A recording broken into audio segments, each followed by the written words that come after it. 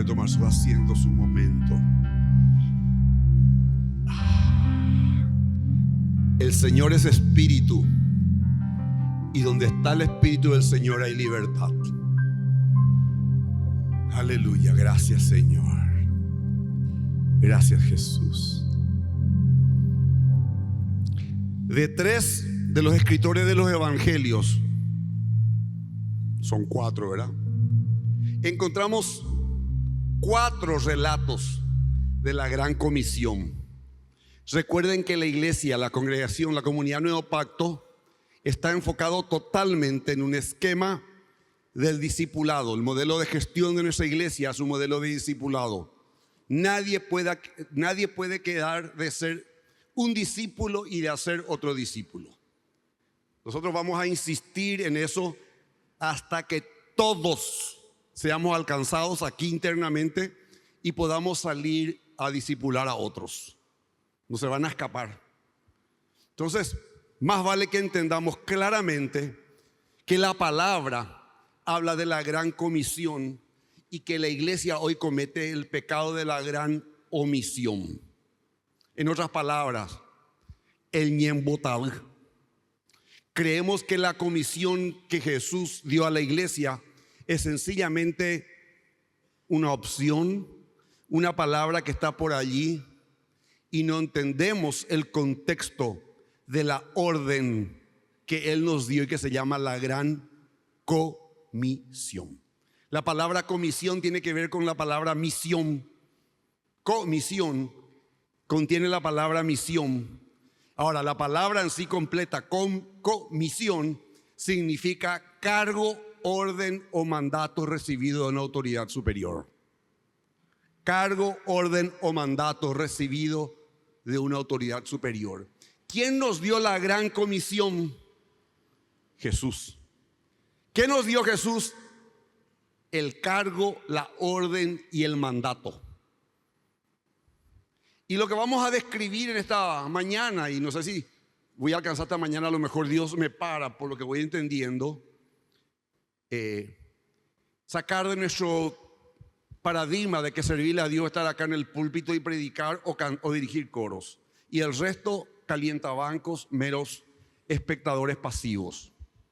La gran comisión pone en orden las cosas, pone las cosas en su lugar, porque Jesús ordena, nos manda que nos levantemos y salgamos entre los perdidos, brindándoles el conocimiento de la fe en Cristo que lleva al perdón de pecados y a la salvación.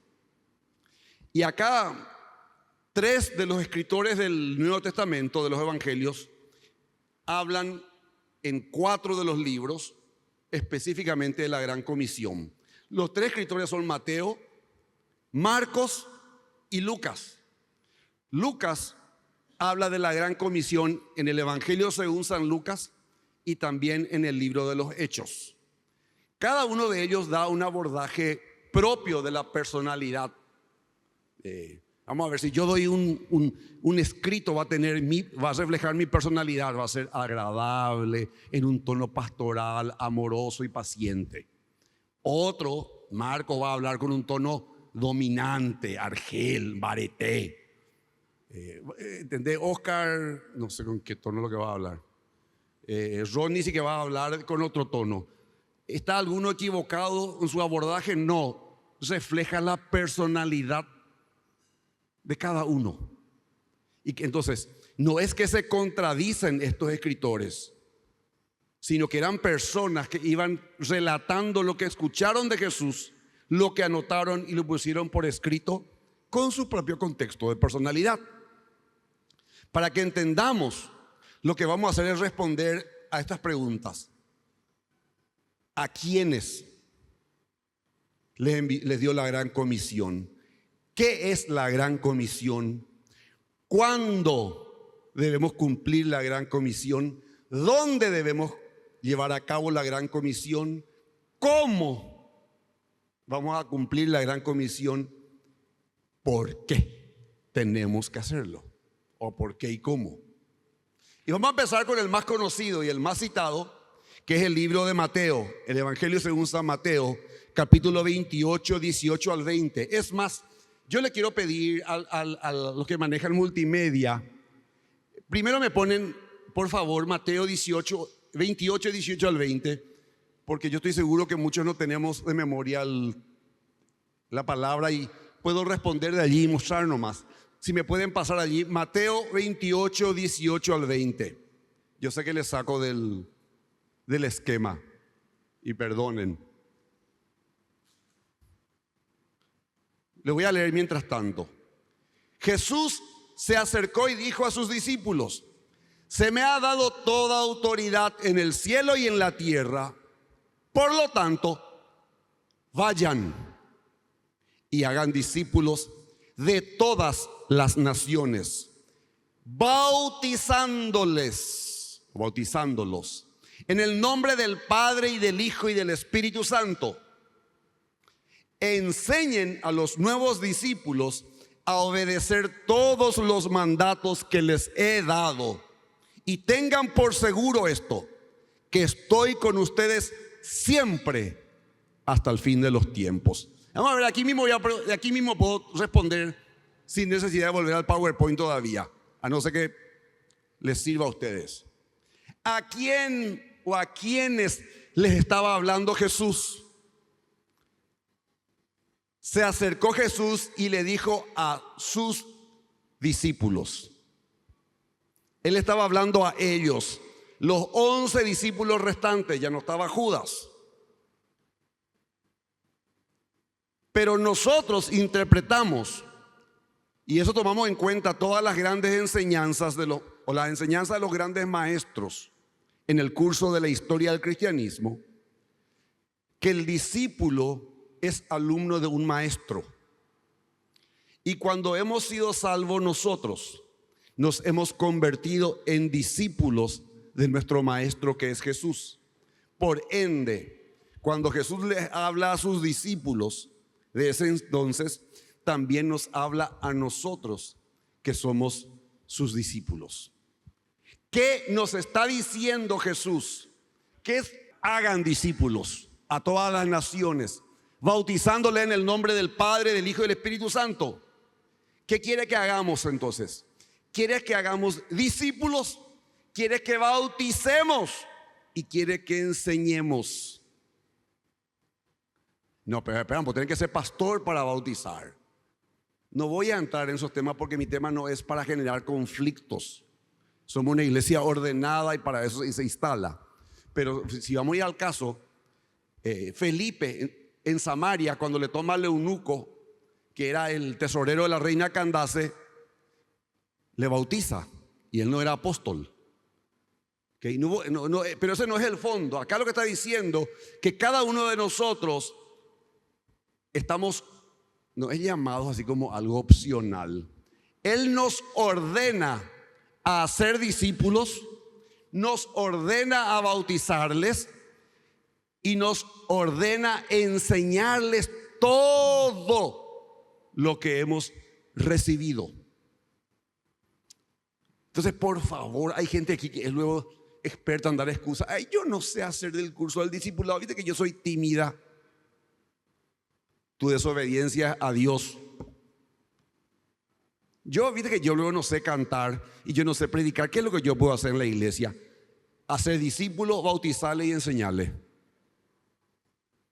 Y si hace falta usar las palabras, porque tu vida tiene que ser el mejor modelo. ¿Cuándo? Retrocede otra vez, por favor. El 19. Cuando dice y, por eso yo no soy muy amigo de la Reina Valera, respeto, no soy muy amigo. La palabra dice vayan. Es un proceso de yendo. Es un presente continuo. En otra palabra, a ver, para que suena. Mientras hacen lo que tienen que hacer, mientras respiran, mientras vivan, mientras van, hagan la tarea de discipulado, hagan la tarea de bautismo y la tarea de la enseñanza ahora mismo, todos los días. Pero nosotros nos reunimos los domingos nomás y miércoles tengo oración y los jueves tenemos. No. No. Mientras respiramos, tenemos que hacerlo. ¿Dónde? Allí la palabra es clara, dice a todas las naciones en el 19. A todas las naciones viene del griego etne, E-T-H-N-E, que significa grupo étnico. A todos los grupos étnicos, inclusive a los que viven en Barrio Obrero. ¿Okay? ¿Por qué debemos hacerlo? Sencillamente porque todo el contexto del pasaje es una orden, porque Jesús lo ordena. Después vamos a ver otras cosas más, pero en el contexto de Mateo es una orden de Jesús. Jesús me ordena hacer algo y yo tengo que hacerlo. No entra allí tu tía a decir, pero yo, no. Él me ordena. ¿Cómo lo vamos a hacer? Toda autoridad me ha sido dada en el cielo y en la tierra, empieza el pasaje. Entonces llevamos a cabo la gran comisión por la autoridad que se encuentra en Cristo. En Lucas leemos que que Jesús dio poder y autoridad a sus discípulos para expulsar demonios, sanar enfermos. Los envió de 2 en 2, etc. Y nosotros también por la palabra podemos discipular con la valentía. Podemos cumplir la gran comisión con la gran valentía por la autoridad de Cristo en el poder del Espíritu Santo que obra a través nuestro. No dejemos de ver nunca la persona del Espíritu Santo. La persona del Espíritu Santo es Dios con nosotros. Si durante unos años fue Dios con nosotros a través del Verbo que se hizo carne, hoy es Dios en nosotros por el Espíritu Santo. El Espíritu Santo es Dios. Por eso Jesús dijo, no se van a quedar solos, yo les voy a enviar a ustedes al Espíritu Santo. No es otra cosa, es Dios en espíritu que está en nosotros para que podamos cumplir la obra que Él nos encomendó. Entonces, con razón que le dice a los discípulos, no tengan miedo de lo que van a decir. Pues yo no estudié teología, yo no estudié en el seminario, yo esto, yo aquello. No se preocupen, le dijo Jesús. No se preocupen, porque el Espíritu mismo les va a enseñar lo que tienen que decir y les va a recordar todas las cosas que yo les enseñé. Entonces, lo que yo necesito es leer la palabra, orar, aprender lo que Él quiere enseñarme, y el Espíritu Santo va a hacer la obra. Pero si yo no conozco la palabra, si yo no le conozco a Jesús, ¿cómo me va a guiar el Espíritu? Y pasemos al menos citado de todos los pasajes de la gran comisión, Marcos, otra vez Marcos, el bueno. Marcos 16, 15 al 18. Entonces les dijo, vayan por todo el mundo y prediquen, el primero predicar, la buena noticia, el evangelio a todos. El que cree y es bautizado, se repite la palabra bautismo, será salvo. Pero el que se niegue a creer será condenado. Estas señales seguirán milagrosas, acompañarán a los que creen. Expulsarán demonios en mi nombre y hablarán nuevas lenguas o nuevos idiomas. Podrán tomar serpientes en las manos sin que nada les pase, y si beben algo venenoso no les hará daño. Pondrán sus manos sobre los enfermos y ellos sanarán. Todavía no sé si voy a continuar a Lucas y a Hechos, porque quiero. Ayer estaba hablando, tenemos grupo hogareño los sábados que papá y mamá hicieron y se mandaron mudar. Entonces nos quedamos allí con Digno y hasta Pascual apareció de vuelta. Y estuvimos hasta tarde con un amigo de la iglesia de años, Pedro González, doy nombre y estábamos hablando sobre el tema de los milagros. Y decimos, cada uno estábamos compartiendo que hoy te dicen, no hay que hablar de milagros, porque el enfoque no es predicar sobre milagros. No me voy a meter en temas doctrinales. Pero Hoy te hablan de una doctrina cesacionista, cesacionista. Los milagros eran de la época de los apóstoles, ahora ya hay médicos, ahora ya hay psiquiatras, ahora ya hay pastillas, etcétera. Y estamos perdiendo de vista que la palabra dice: y estas señales milagrosas acompañarán a los que creen. Voy a empezar de vuelta. ¿A quiénes les está hablando Jesús aquí? ¿A quiénes? Entonces les dijo a ellos, los 11 discípulos restantes. Está en el versículo 14 del capítulo. De vuelta toco el tema. Ellos fueron los primeros discípulos, nosotros somos los últimos. Por lo menos hasta hoy. Por la fe en su nombre. Entonces Él nos está diciendo a nosotros, así como les dijo a ellos, por la palabra: el cielo y la tierra pasarán, pero mi palabra nunca pasará. Entonces esa palabra es para nosotros hoy los que creemos. ¿Y qué le dice que tienen que hacer? Prediquen, bauticen y permitan que Jesús obre a través nuestro para hacer milagros. Acá ya se expande la gran comisión.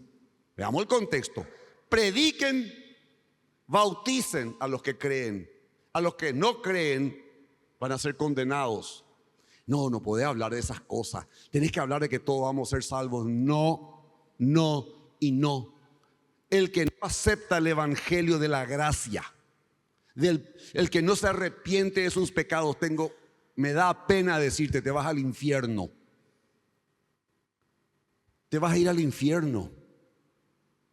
Dejemos de dorar la píldora y decir: no, vamos a dar sermones en la iglesia para que la gente se sienta bien. Ya hay suficientes problemas en el mundo. Vamos a hablar de cosas positivas, vamos a motivarle. Mentira. Los sermones de Pedro y de Pablo en la iglesia primitiva nunca un sermón motivacional, nunca son unos sermones para que nos riamos y todos nos sintamos bien al salir de acá, animados. Ustedes que le clavaron a Jesús, que le crucificaron, están condenados. Pero si se arrepienten de sus pecados y creen en Él, serán salvos. Ese mensaje no cambió nunca. Cuando da la gran comisión, dice claramente que nosotros debemos predicar para el perdón de los pecados. Y el que creyere y fuere bautizado.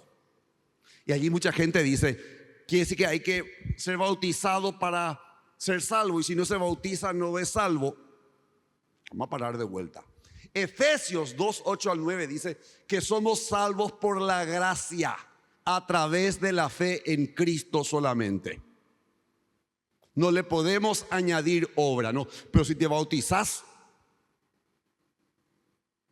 no. Pero es un paso natural de la vida. Si yo creo, el bautismo es una expresión externa, exterior de mi fe. Es mi obediencia porque yo he creído en el mensaje del evangelio y por ende me bautizo. Romanos 6 de 3 al 5, pueden anotar también, dice que el bautismo es una expresión externa o símbolo de nuestra fe en Jesús, ya que nos identifica con su muerte, con su sepultura y con su resurrección. Y después no pregunten más qué significa el bautismo, le dije todo ya. Romanos 6, 3 al 5. Leí un comentario para que aclare más el tema, porque dicen algunos que el versículo 16 sugiere que una persona debe ser bautizado para ser salvo. El énfasis está en creer. El que cree. Acá el énfasis del pasaje es la creencia versus la incredulidad. Grábense esa palabra porque vuelvo allí. Si la persona no cree, es condenada. En cambio, la iglesia primitiva, hablemos del contexto, tenía la expectativa que los creyentes se bautizaban para confirmar la obra interna de salvación en sus vidas. En otras palabras, se bautizaban porque creían.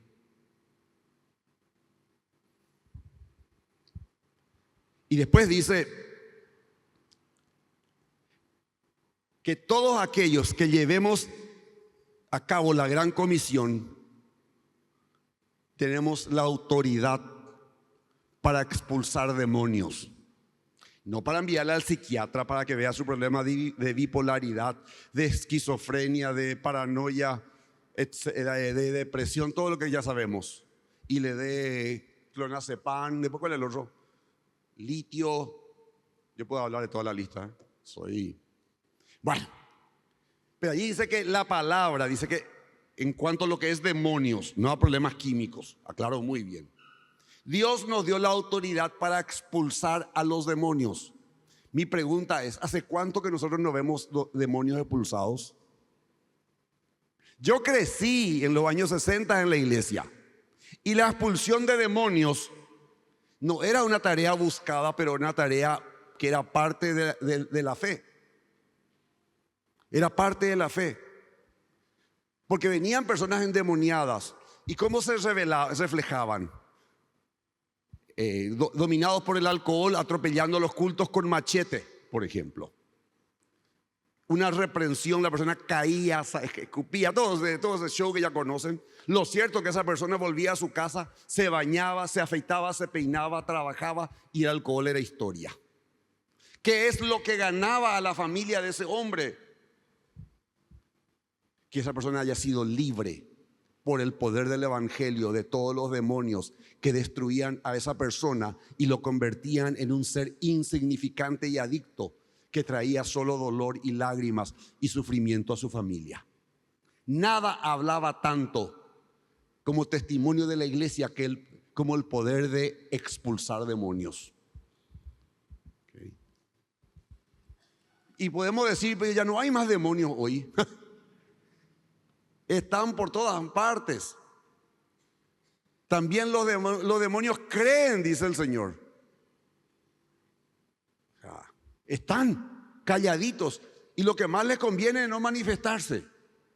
Pero cuando ustedes tienen hijos pequeños y le dicen, papá, mamá, yo tengo pesadillas y sueño esto y aquello y no puedo descansar, ¿por qué no reprenden un poco el demonio que le quiere perturbar a esos niños que son vulnerables a la opresión demoníaca? Cuando hay tanto problema en la casa y de repente vos decís algo y tu cónyuge toma totalmente por el lado extraño y parece que hay una pesadez en el ambiente, te detuviste a decir en el nombre de Jesús, obra del diablo, cese, disípate. Cuando hay virus que te vienen y vos no entendés más cuál es lo que es tu problema. No, tu defensa está baja, pero te haces los estudios, no era tu defensa, pero hay algo raro. Tomaste alguna vez el momento y decir, pues yo soy discípulo, yo tengo la autoridad para expulsar demonios que oprimen. Acá habla de hablar en nuevas lenguas. Otros le dicen, sí, pero para hablar en nuevas lenguas lo que te está diciendo es más bien hablar nuevos idiomas para que puedas llevar el evangelio allí. Yo no me voy a meter en eso. Uno de los dones del Espíritu Santo es el hablar en lenguas. Es para práctica personal, privada e íntima, no para venir acá y demostrar que yo hablo en lengua. Sí. ¿Es de edificación a la iglesia que todos hablemos en lengua acá?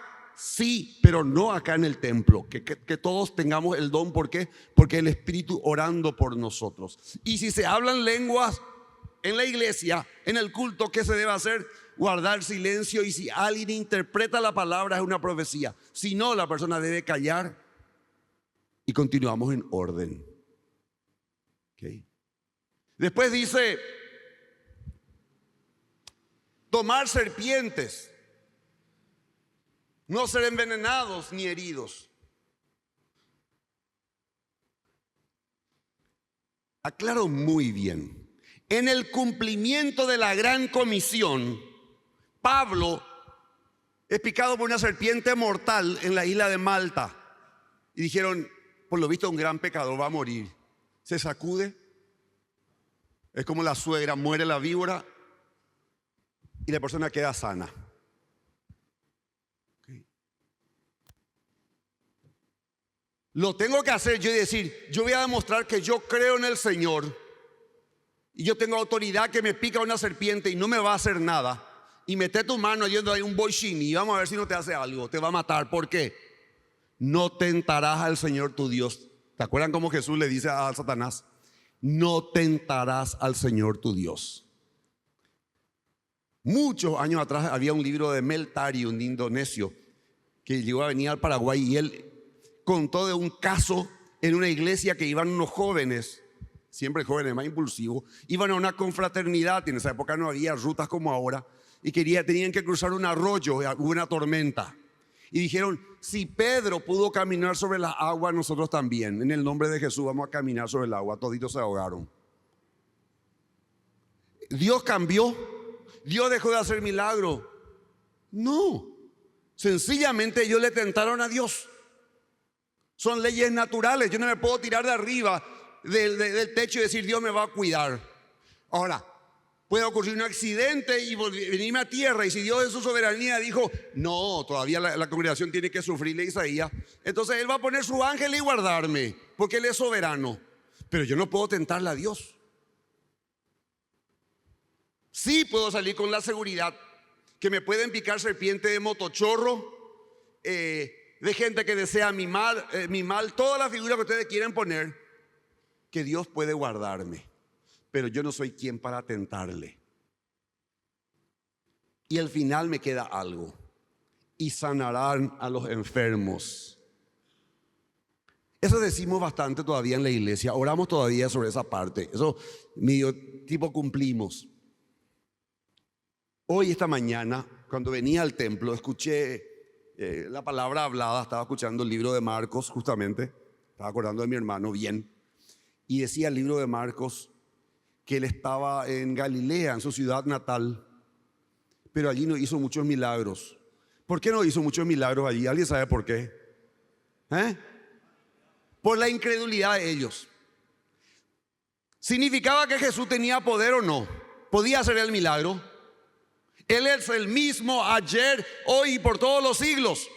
¿Por qué no hizo milagro en su ciudad natal? Por la incredulidad de ellos. Entonces yo me asusté esta mañana y dije, ¿será que el problema es que en la iglesia no hay milagros?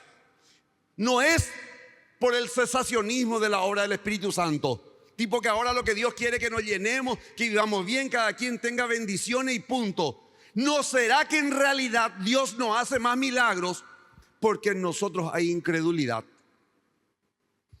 Hay una experiencia muy familiar y mi papá va a recordar.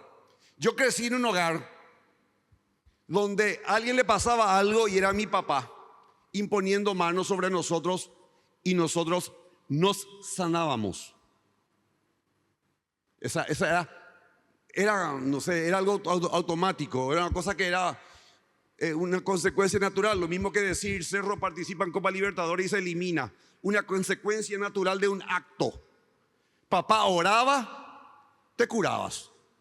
Era normal en nosotros. Solo que hubo un problema con los años. Nos llenamos de farmacias, nos llenamos de doctores y dejamos de depender de Dios. Espera, papá, no, ahora no, déjame terminar. Nosotros predicábamos el evangelio y dependíamos por la fe en Jesús. Después vinieron otras opciones y nosotros nos fuimos a otras opciones. Y yo aprendí eso de papá. Una vez Marina, por eso ya se quedó así, tragó una pastilla, caramelo. Papá y yo le alzamos en el coche y llegamos, creo que era Leo, algo así, un hospital sobre 21 y Feliz Bogado. Y de repente nomás se da la vuelta papá y me dice, ¿te diste cuenta, mi hijo? Antes nosotros hubiésemos orado y tu hermana se hubiese curado. Hoy venimos al hospital. Entonces, ¿cuál fue el problema nuestro? La complacencia. ¿Para qué yo voy a pedir un milagro? Si para eso puedo tomar algo para el dolor de cabeza, o algo que me ocurra, yo puedo apelar a otro. Entonces, si Dios no hace milagros, no es porque hay un cesacionismo de los milagros por los tiempos en que vivimos. ¿Saben por qué les digo? ¿Por qué les digo esto? Yo conozco gente de la congregación que me dice que nunca vio un milagro físico en sus vidas. Entonces me dice, yo no sé si hay milagros. No quiero ser incrédulo. Ayer te dice ya, pero es incrédulo. ¿Y por qué hago énfasis en esto? Porque la palabra me dice, Él me da una orden. Y sobre los enfermos impondrán sus manos y ellos sanarán. ¿Okay? Quería decir algo, papá. No, solamente quería decirte que se resume en dos cosas. Yo he errado muchas veces, le he hecho hablar a los demonios y eso no debe ser conforme a lo que leí a la doctora Brown de los Estados Unidos, que trabajó con los satanistas. Acá una vez un satán me dijo, yo soy Satanás y yo te voy a matar desde acá. Y yo le dije, no me van a matar. Me puse la coraza conforme a lo que se enseñó del Espíritu Santo y me fui a hablar con él. Bueno, solamente le doy un ejemplo. Lo que quiero decirle nomás de que tanta experiencia tenemos en la vida que es mejor la obediencia que todos los sacrificios. Esas dos palabras es la que nos hace que hagamos nosotros, oremos por los demás, sabiendo que nosotros ni los dientes le podemos sanar a nadie. Entonces vino un coronel a casa y me dijo, derecha a los demonios, y eso me pichó, porque el hombre no puede tomar el lugar del Señor. Él nos usa como instrumentos solamente. Por lo tanto, tenemos que ser obedientes al Señor por la palabra. Amén. Amén.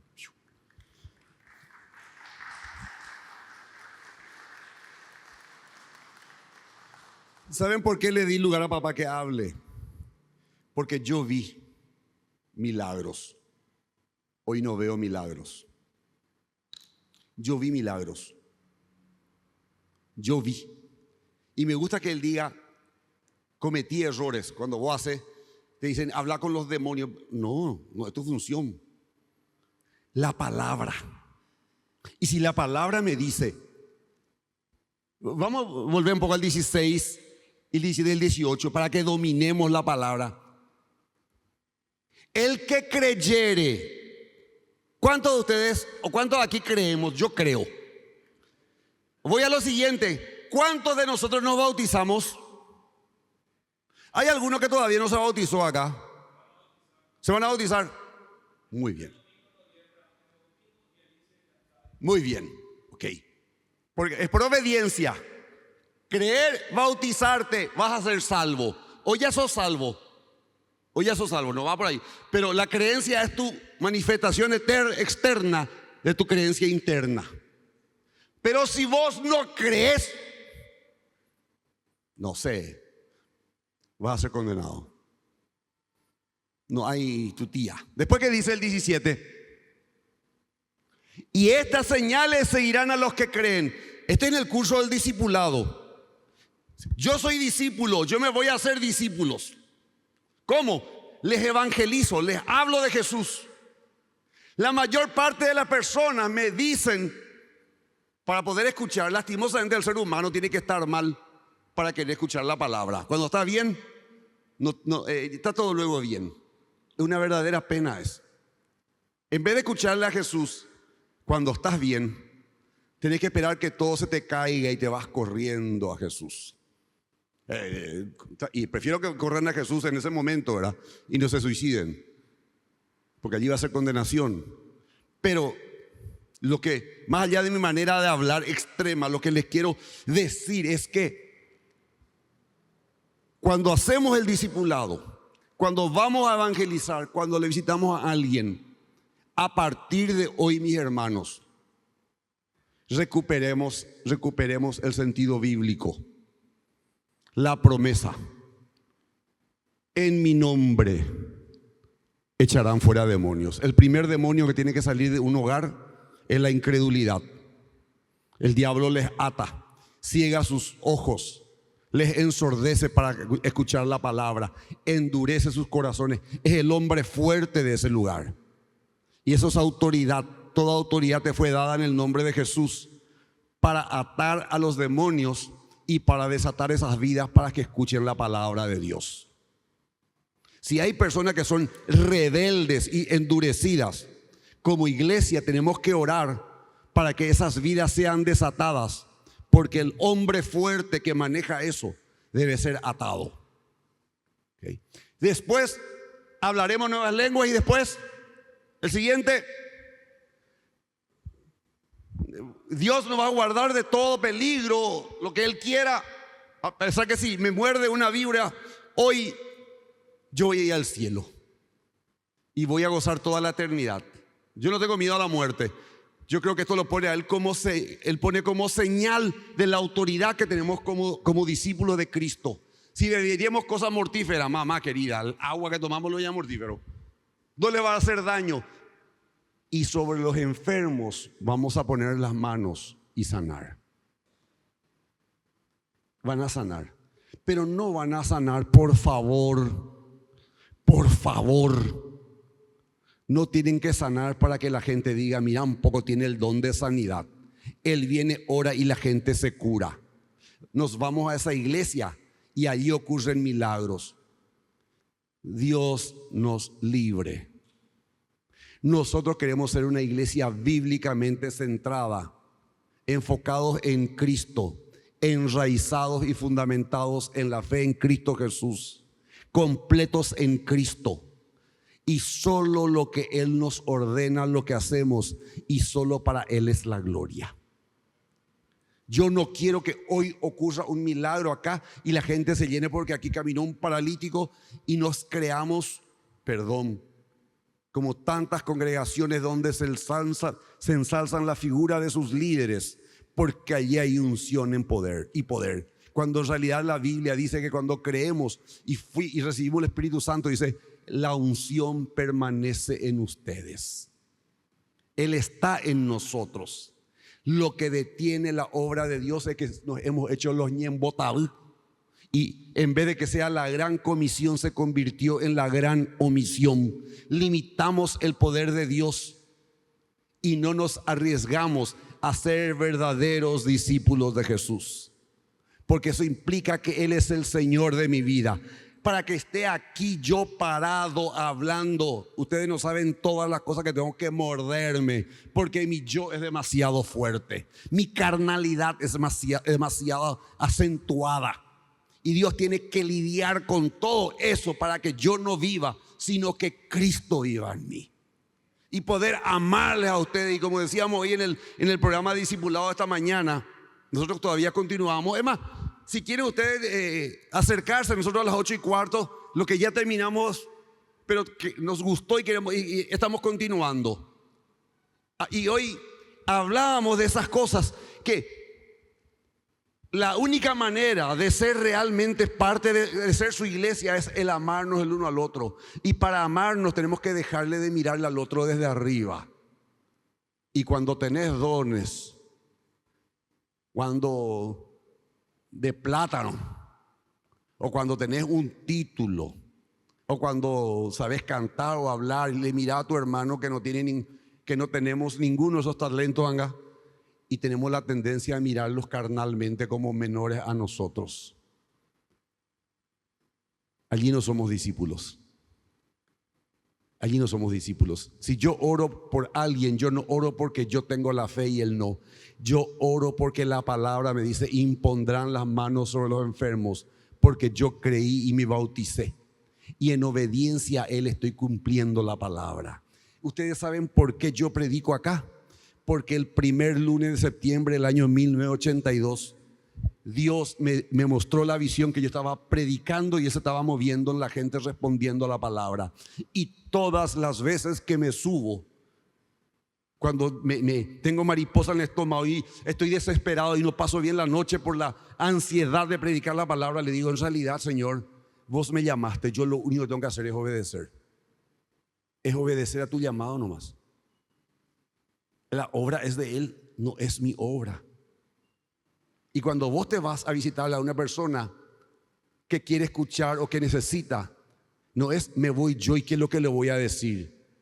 El Espíritu Santo, Dios mismo quiere hacer esa obra.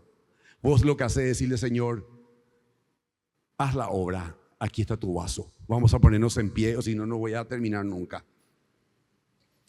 Hoy llegamos a Marcos, nos quedan Lucas y Hechos.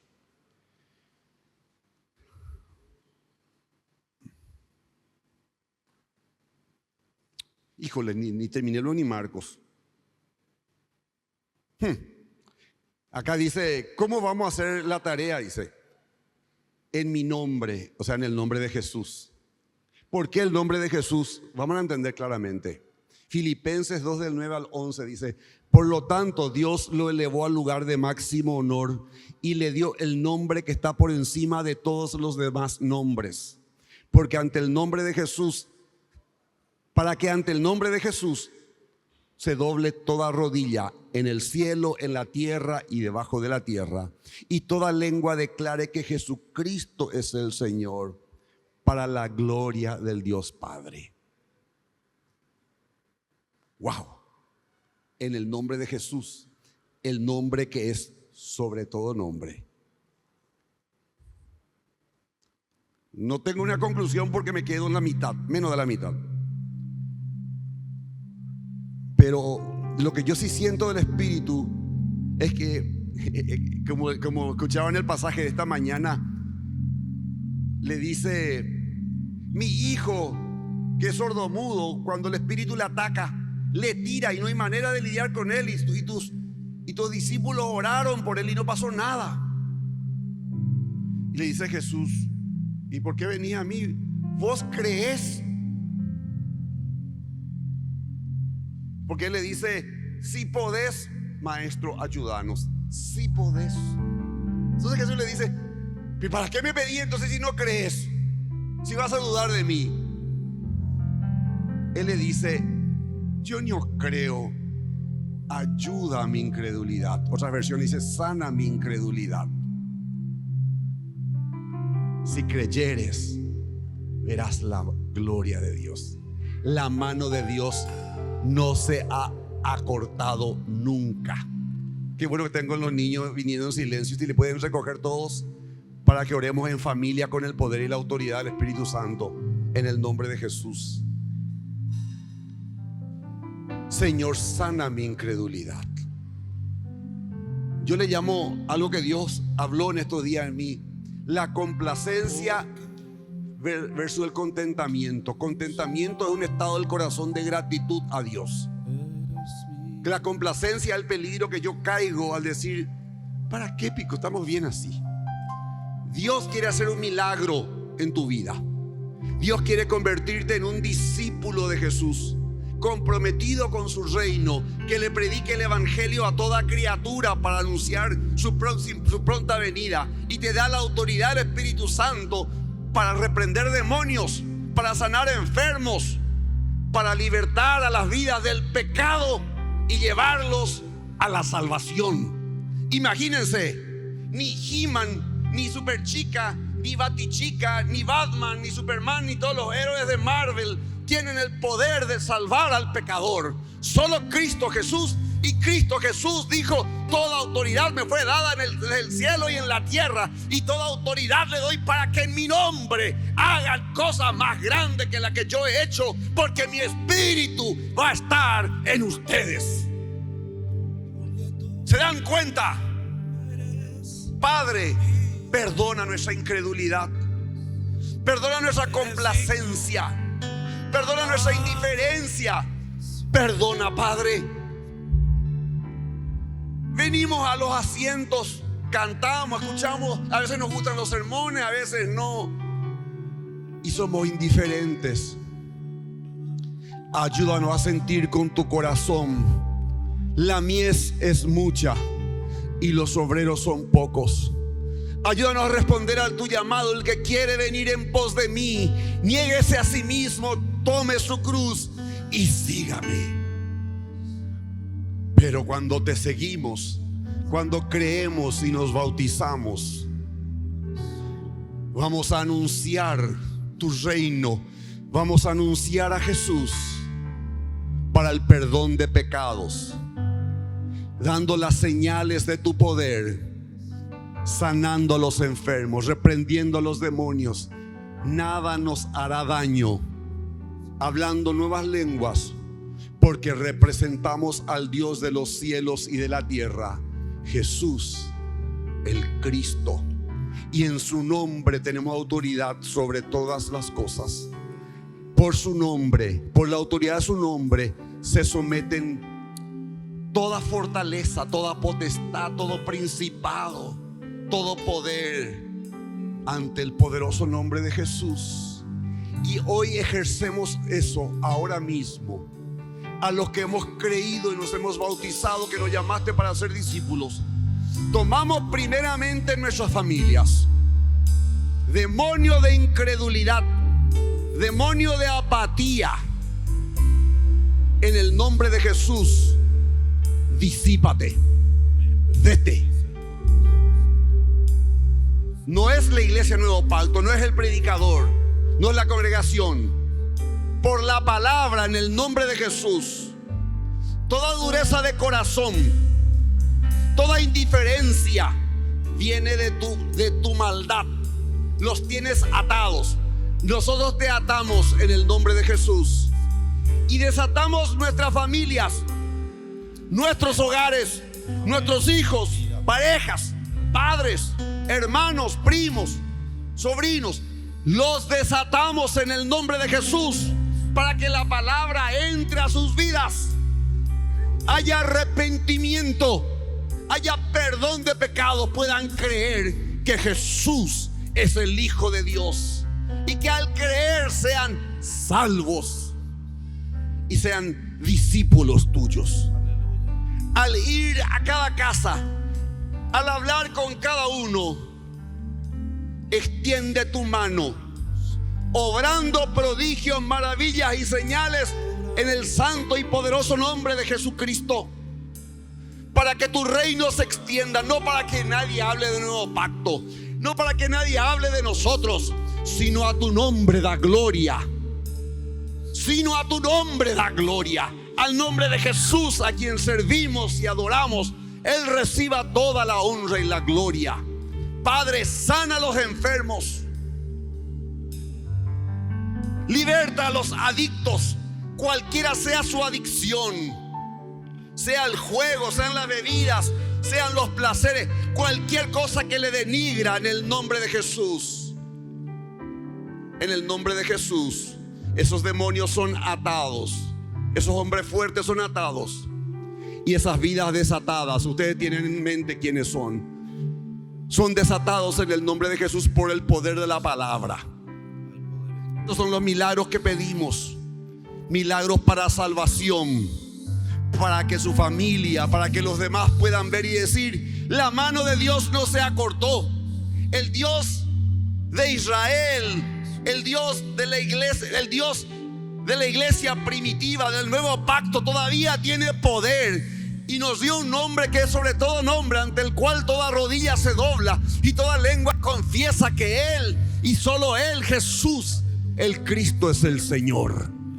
En el nombre de Jesús no pedimos nada en forma egoísta. Venga sobre nosotros tu reino y hágase tu voluntad. Y tu voluntad es que nadie perezca, sino que todos procedamos al arrepentimiento. Tu voluntad es que por tus heridas fuimos nosotros curados, por tus llagas, molido por nuestros pecados. El castigo de nuestra paz fue sobre ti. La obra ya fue consumada. Sana nuestra incredulidad, aumenta nuestra fe. La unidad que nos diste, ¿para qué? Para que podamos extender las manos y recibir, abrirla y recibir todo cuanto tú nos has dado. No queremos ser como los galileos, como los nazarenos, y dudar de ti, porque tú eres el mismo, ayer, hoy y por todos los siglos. Creemos en el nombre de Jesús. Amén y amén.